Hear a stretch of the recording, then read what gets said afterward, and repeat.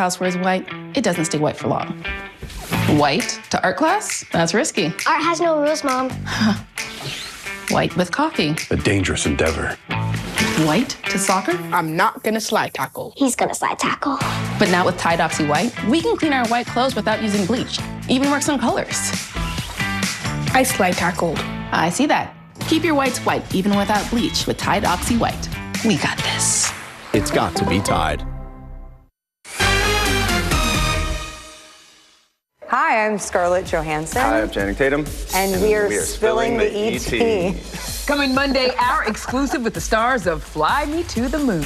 Plus, ET is kicking off our week-long residency in the Bahamas, starting with Brian Austin Green and Sharna Burgess. Oh, I love him so much. Look, we have got one more thing to show you before we say goodnight.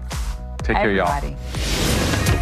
Hands gripped, smiles wide, and Louis seemingly unfazed. Kate Middleton sharing the pic that she took of the relaxed royals jumping for joy at the beach in honor of William's 42nd birthday. Kate's caption, "Happy birthday, Papa. We all love you so much." She's spoken about wanting to be able to do the things that bring her joy. I think that's being in nature, that's being with her children, and happening now. We're getting a first-hand look at U.S. Border Patrol search and rescue efforts out here in Laredo. We are less than a week away from one of the most significant debates in presidential campaign history. The two candidates' strategies for when they go head-to-head. Next.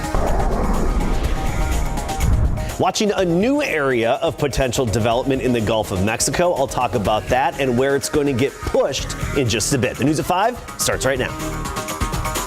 And first at 5, a jury today decided in just over an hour to convict a man of murder. Andres Tarnava was found guilty of killing his ex-girlfriend in 2021. Her remains were found in barrels on Tarnava's property. Our Erica Hernandez breaks down the closing arguments, including how the defense tried to persuade the jury not to convict their client. We, the jury, find the defendant, Andres Perez Tarnava III, guilty of the offense of murder as charged in the indictment. More than 3 years after her death, there is justice for Marisol Klingelhofer. Marisol disappeared in April of 2021. A month later, her burnt remains were found in 2 barrels on the property of Andres Tarnava. During his trial, the jury saw Tarnava's video confession. In it, he told Texas Rangers he killed Marisol because he believed she had stolen items from his late father. In closing arguments, the defense said investigators couldn't remember a lot about how the investigation was conducted. They don't recall, except for maybe 1 or 2 officers, how many were there. They don't recall what instructions were given to them. They don't recall. Also, they urged the jury to disregard the confession because it came after Tarnava waited 4 hours to be questioned. To have someone sit for hours and hours, and we don't know what those conditions were. It's part of it to kind of wear a person down so they're more susceptible. But the state fired back that Tarnava had every opportunity to say he needed something or to keep quiet. They said they proved without a doubt that Tarnava was responsible for Marisol's murder. We live in a society, ladies and gentlemen, of consequences. So find him guilty. Again, that was a guilty verdict. Next up is sentencing, which will be done on a later date by the judge. Tarnava is facing anywhere from 5 to 99 years or life in prison. Erica Hernandez, KSAT 12 News. Now to drones along the border. It's part of evolving technology that U.S. Border Patrol is using along the Rio Grande. Yeah, Border Patrol agents tell our Zaria Oates that those drones are most often used to recover migrants who didn't make it across. Zaria is at the border in Laredo today, getting a first-hand look at how this works. We're at the U.S.-Mexico border in Laredo. Border Patrol agents tell me that even with President Joe Biden's executive order in place limiting immigration until those border crossings are below a certain threshold, they're still expecting an increase in border crossings this summer. They also tell me that illegal border crossings can be extremely dangerous. Probably the heat is the biggest danger, and then the other thing is the natural barrier of the river is extremely dangerous. So if you just look at the river, it might look calm, then you start coming across, and if you're not a good swimmer, you come in danger of like being taken away by a current. U.S. Border Patrol uses these drones with cameras and heat sensors to find migrants who might be struggling in the water or suffering from heat-related illnesses. As you can see, the drone has infrared capability. Here in the river, when they're crossing, if they're not able to make landfall, they tell us, hey, you know what, this is the last place we saw them go down. And we'll go in there and we'll try to recover the body to give peace of mind to their families back home. The technology to locate migrants crossing is evolving. The drone, as you can see, is operating at about 1,156 feet at 7.6 miles per hour. As you can see, the agents have identified and located the subject in distress, and now they're rendering aid. Search and rescue teams also handle recovery operations as a result of crossing attempts. We're going to recover either a body out of the water, evidence, a vehicle, narcotics. Agent Espinoza tells me what they recover more than anything else are people's bodies. You don't want to trust your life or the life of your loved ones to a smuggling organization. In Laredo, Zaria Oates, KSAT 12 News. New at 5, a driver accused of hitting and killing a father who had seconds earlier pushed his own son out of the path of that same truck has now been arrested. Bexar County Sheriff's deputies say 39-year-old Jonathan Acosta was behind the wheel of that truck. This happened on June 3rd on 1604 near Emery Peak. Investigators say that Raul Pena and his 12-year-old son were walking home after seeing a movie when they saw a truck headed toward them. Deputies say that Pena pushed his son out of the way and then was hit himself. Investigators believe that Acosta then drove off. He later turned himself in at an SAPD substation. Now, San Antonio police are looking for 3 women accused of more than just robbery. Investigators say that one of them shot a store clerk. Now, police released these pictures here. They say the women walked into the Circle K on Medina Base Road near Loop 410 early Monday morning around 6:15 and stole stuff from there. And when the clerk confronted them, police say that one of them pulled a gun and shot that clerk. The women got into a black car, the one that you see on your screen, and then drove off. Now, if you recognize the women that you see right there in that picture, call Crime Stoppers. The number's 210-224-7867. Any information you have that helps police catch them can get you $5,000. So we are now less than a week away from the first presidential debate, and it really could be make or break for President Joe Biden and former President Donald Trump. Our Washington correspondent Julia Benbrook joins us live with how the candidates are preparing for this. Julia.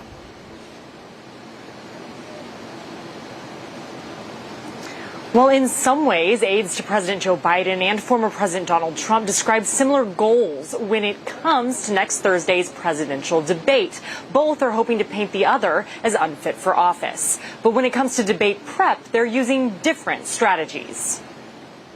President Joe Biden is gathering with trusted aides at Camp David for several days of intense debate prep.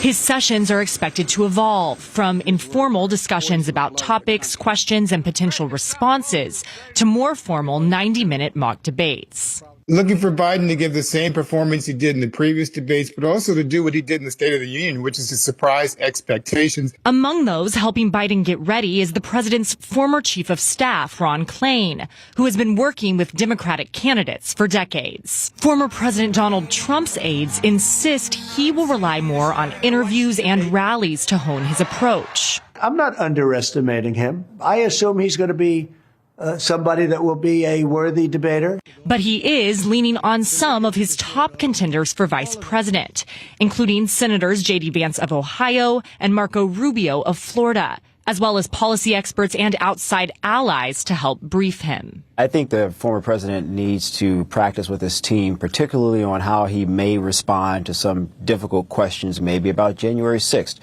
maybe questions about some of the legal issues that he currently faces. In recent weeks, Trump has participated in roughly a dozen of these private meetings his team refers to as policy discussions. The first debate is scheduled for June 27th at 9 p.m. Eastern in Atlanta. Now, this is the first debate since 2020 featuring either Biden, who did not face a serious challenge for the Democratic nomination, or Trump, who skipped the debates scheduled during the primary season. Reporting live at the White House, Julia Benbrook, KSAT 12 News. So, Julia, there's been a lot of focus on the rules for this upcoming debate. So how could the format changes impact the candidates?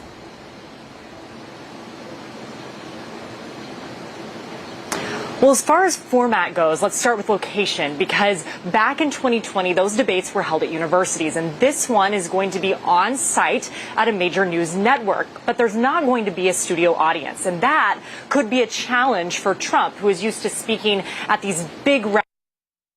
He loves big crowds.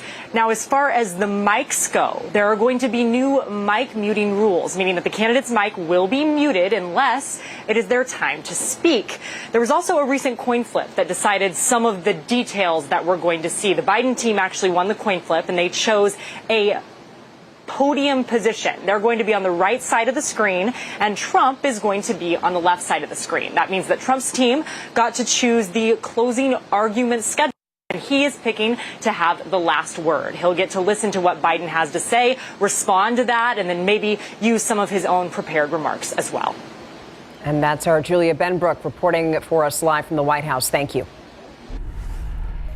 As students across the state are still having a hard time catching up after the pandemic, that's according to the latest STAR test results. The Texas Education Agency releasing the numbers online. Turns out that math and science scores have dipped after 2 years of moderate gains. The TA broke down the scores by district, also by campus.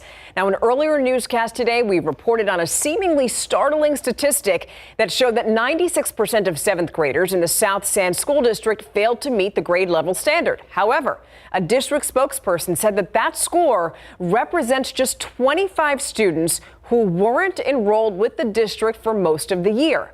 The majority of seventh graders were enrolled in a combined 7th and 8th grade curriculum and took the 8th grade STAR exam instead of the 7th grade. The TEA report shows that among 8th graders in South San, 20 of them met the standard or were above it. 50% did not meet the grade level performance standard. Now, meanwhile, here's a snapshot of the failure percentages in math for grades 3 through 8 in 3 of San Antonio's largest school districts. We're going to start with Northeast ISD, where 32.5% of students failed to meet the standard. Then Northside ISD, 35.8% failed to meet the standard. Seventh graders really dropped off, with 61% failing and only 1% mastering. And at SAISD, 55.6% failed to meet the standard. It's a lot of information. Right now on KSAT.com, we have a complete breakdown of San Antonio's 3 largest district scores compared to the state averages. And we also have a link to the results of every school district in our area. Now, happening tomorrow, safety is going to take center stage, in particular gun safety. San Antonio Police and fire departments are teaming up for a community state fair in District 3. The event is being held to enhance public safety awareness. SAPD is going to give out free gun safety lock boxes. And that event is tomorrow at the Southside Lions Senior Center. It's on Pecan Valley, and that goes from 9 to 11. Let's take a look at traffic out there on this Friday afternoon. This is Loop 1604 at Gold Canyon, far north side. You can see there's some construction going on there in the area. Almost every highway in our area seems to be undergoing a facelift, but it doesn't look like it is causing any problems in this area along 1604 at Gold Canyon. Does look green, though, which is a nice little perk from this rain, Adam. A facelift, that's a pleasant way to put it. I mean, I'd say more like total reconstruction, right? But yes, we have a lot of traffic, and it does make it difficult when we have the downpours because those traffic zones are often prone to ponding of water and a little bit of flooding because the drainage isn't quite done yet and there's stuff everywhere. But luckily, we don't have a lot of issues in terms of rainfall on the roadways. Of course, we'd love to have another splash of rain, but not a whole lot out there. A little bit in Karnes County, moving into Falls City, Karnes City, Kennedy as well. Nothing locally right now to speak of. You may have a quick, brief shower still pop up over the next few hours, but most of the activity has been to the south and west. Del Rio just got clipped by one of those showers. Most of it, though, over Lake Amistad at the moment. 88 in Leon Springs, 87 Eagle Pass, 92 Santa Maria, 93 in Lavernia. And as we go through the evening, temperatures falling through the 80s, then down into the 70s. A new area of potential development in the Gulf of Mexico. We'll talk about that and where it's going to go in just a bit. All right, thank you, Adam. Still to come here at 5 o'clock, researchers say they've discovered the actual gene that triggers obesity. Find out what they say that gene does to cause weight gain and why their discovery may not help the millions who want to lose weight.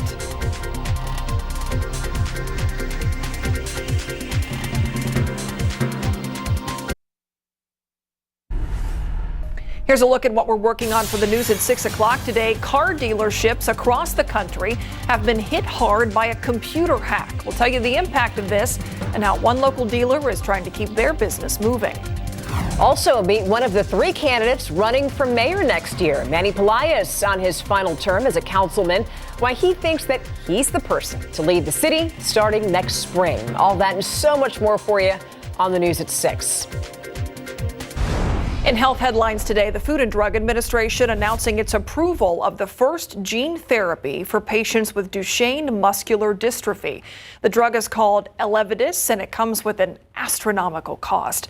It was approved last year for 4- and 5-year-old children with a muscle weakening disease. This kind of muscular dystrophy progressively makes muscles weak, and it can prevent a child from being able to walk. The drug is a one-time IV infusion. The FDA says it's safe for patients over the age of 4. As for that cost, it's roughly $3.2 million per patient. That is a shocking amount, definitely, but it is similar to the cost of other one-time gene therapies. Wow. Millions of dollars, geez.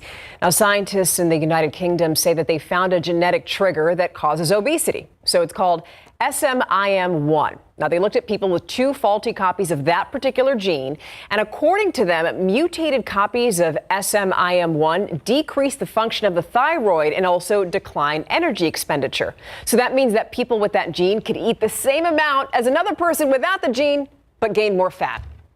That doesn't seem fair. Now, the study found that women with the mutation weigh 10 pounds more on average, and for men, it's 5 pounds. Now, interestingly, though, this does not apply to most overweight people, since only 1 in 5,000 people actually carry that mutation. Ah, fascinating. Okay, there's the breakdown. Look outside with live cam. Pretty picture out there, and I feel like we can go into the weekend feeling good after all that rain we got. Shimmying into the weekend. Shimmying, moonwalking into the weekend. I mean, when was the last time you tried to moonwalk? It's been a while. Yes. Yeah, it's been a minute. It's been a day. Maybe I should continue holding off on Yeah, I don't know why that popped into my mind, but I guess it's my Friday I said mentality. Shimmy's good. And you thought fun, yeah. All right, I want to talk about the new area that we're watching in the Gulf of Mexico. It's really just about the same spot as where we had Tropical Storm Alberto recently form and move westward. So that orange area, southwestern Gulf of Mexico, that's south of Texas on the east coast of Mexico. That's where we're watching. The Hurricane Center has it at 60% chance of development at the moment. There's this bit of energy, an inverted trough that's coming in, and you've got the upper level moisture and support that's swirling in. I wish that moisture was going to head our way. You know, that north end of the system last time gave us our rain the past couple of days. This is likely to be kept just to the south of us because the upper level high, the big blue H, it's basically over Tennessee right now, right over Nashville. And with that clockwise circulation around it, that's likely to keep this low blocked from moving into Texas. So I don't think we'll really see any of that moisture around here. From Laredo to Corpus Christi, down toward Brownsville, Port Mansfield, they could get a few showers tomorrow. That's about it. Around here, we're looking at a 10% chance Sunday through Wednesday, and if we're lucky, a 20% chance later on next week. So unfortunately, our rain chances are falling off again after that good tropical moisture we had. By the way, we had just under an inch and a half officially at the airport. I'll get more into the rainfall totals coming up at 6 o'clock when we have a little more time. I want to get to the radar right now. Authority radar does show a few downpours moving through Karnes City into Falls City. It's right along 181 here. Kennedy as well getting clipped. Jourdanton, one little downpour, and some widely separated activity west of I-35 between the Rio Grande and I-35. Not a whole lot to this, just quick splash and dash. Not going to add up to very much either. And Del Rio just got clipped by one of those showers. So as we go through the evening, the sky is just going to be partly cloudy. These showers will be really coming to an end, especially an hour or so after sunset. We'll lose the daytime heating. We'll lose these showers. Tomorrow we start the day at 74, 87 at noon, 93 for the high temperature, but it's going to feel like it's as warm as 103 when you factor in the humidity. Dew points right now still in the mid-70s. That'll be the case again tomorrow. So air temperatures, low to mid-90s. 94 Castroville, Rio Medina, 93 Seguin, 94 New Braunfels tomorrow. But again, once you factor in that humidity, it's going to feel like it's a little above 100 for a few hours in the afternoon. Same goes for Sunday. High temperature of 94, but Sunday we have that 10% chance of a stray shower. And you'll notice the high humidity throughout. Next week, mid-90s, nothing extreme, but some high humidity and just those isolated rain chances. We're talking 10 to 20% throughout the week next week, but no real organized system because of the upper level heat high, which we'll take a closer look at 6 o'clock. I have to leave you with this photo. I love it. Blessed.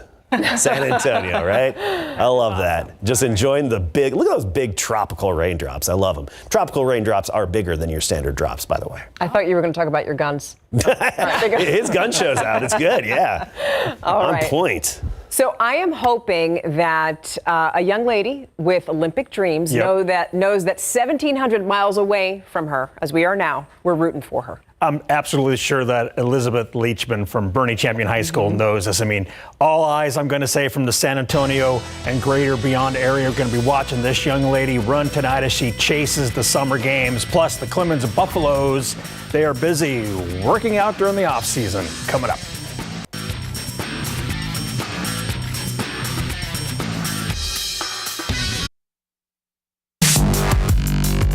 Bernie Champion star long distance runner Elizabeth Leachman will hit the track in Eugene, Oregon tonight at the 2024 U.S. Olympic Track and Field Trials when she runs in the women's 5,000 meters. The 16-year-old owns the high school 5K national record with a time of 15.25.27. The minimum time to make Eugene, 15:45. Back in April, we talked with Leachman and asked her about her mindset when she's running and at times even lapping her competition. It's interesting. My mindset's kind of all over the place. Sometimes I won't have a thought in my head. Other times I'm kind of just focusing on what I'm going to get to enjoy after the race. Other times kind of just that mentality of trying to achieve my goals and staying focused and knowing that, you know, the pain right now is going to pay off to something big later. So. Leachman will race in the women's 5,000 meters. First round tonight at 8:22 local time with an eye on making the 5,000 meters final on Monday. Over at Clemens High School where the Buffaloes roam, a familiar face is now in charge of the football program. Former offensive coordinator Alan Hill has taken the reins and is keeping his guys in shape with their summer conditioning program. But for Coach Hill, has it become reality yet that he's now the head ball coach? I don't think it has settled in yet, to be honest with you. It's been fun. You know, I always say the answer I always give is I'm not a person that enjoys being bored and sitting around and doing nothing. I like the fast pace, kind of the satisfaction of going home every day and feeling like you accomplished something. It has been very rewarding so far, for sure. While getting his team prepared for a new season, we asked him what he hopes his players can get from going through these early morning summer workouts together. You can go work out at the YMCA or you can go work out at Spectrum or Lifetime or whatever it is, but it's not the same as being with your teammates. You know, just building that chemistry, building that bond, looking over and seeing your teammates sweat, just having that camaraderie, I think goes a long way. Of the biggest area of improvement that I think we need to make is just staying together and being together, picking each other up. This will start their regular season against Taft on August the 29th at the Gus. We'll be right back after the break.